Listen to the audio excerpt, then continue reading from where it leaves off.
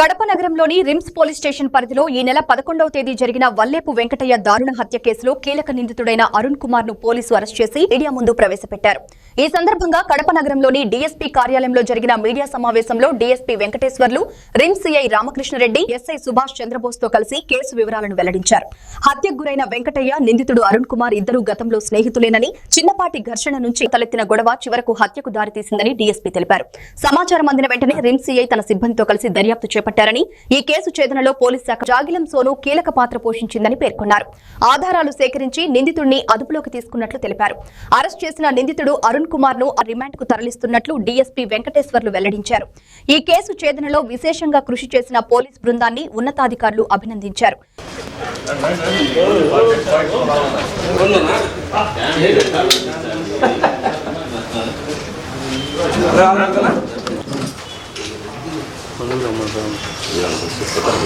Sir కొంచెం ముందుకు రండి.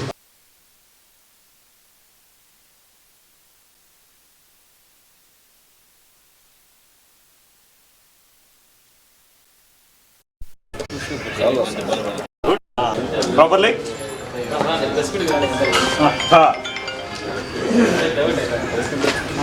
नमस्ते. हाँ हाँ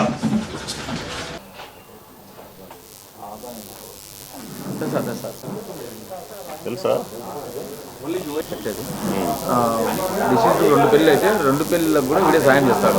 అంటే చిన్నప్పటి నుంచి ఫ్రెండ్స్. దాంట్లో మేము పేరు రాష్ట్రం దాంట్లో రాయకూడదు.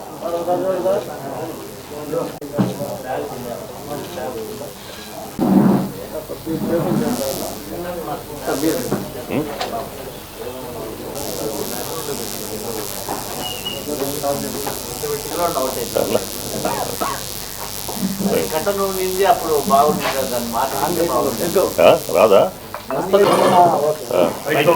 రైటా?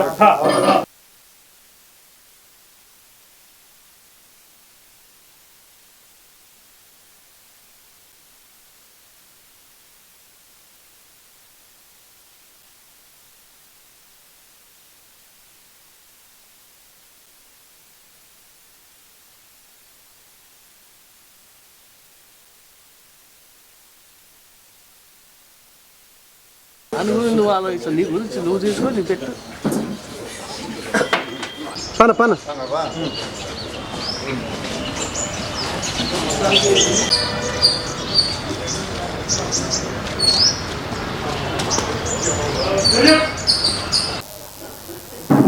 ఓకే. Good morning friends.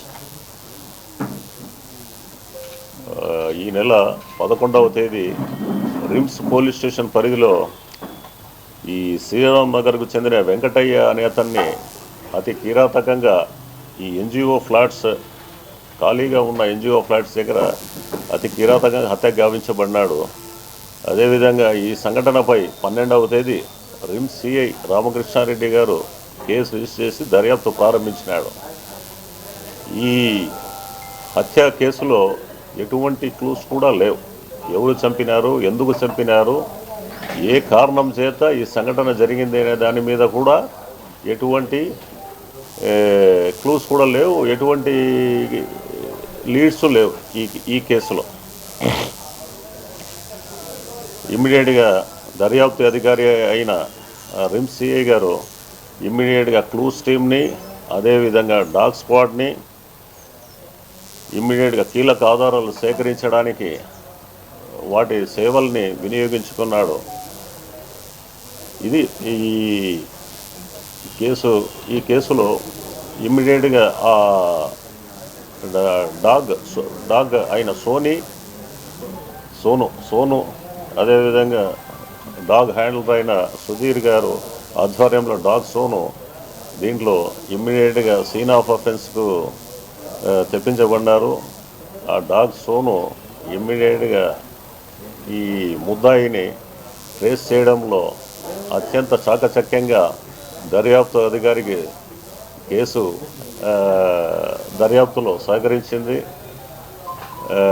ఇమ్మీడియట్గా దాని లీడ్స్ మేరకు సిఐ గారైన రామకృష్ణారెడ్డి గారు ఈ ముద్దాయి అయిన అరుణ్ని ఇమ్మీడియట్గా